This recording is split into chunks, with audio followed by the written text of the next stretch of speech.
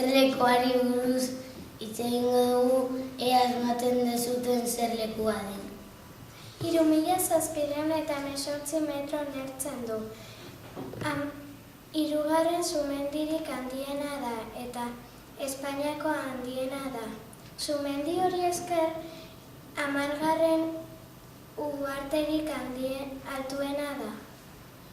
Bertan parke akuatiko bat dago, munduko onena da eta Europako handiena da. Ozeanoko uharterik altuena da. Lautadatik 7.000 metro igotzen da. Eta urtaro milaka pertsona bisitatzen dute. Badakizue zerlekua den?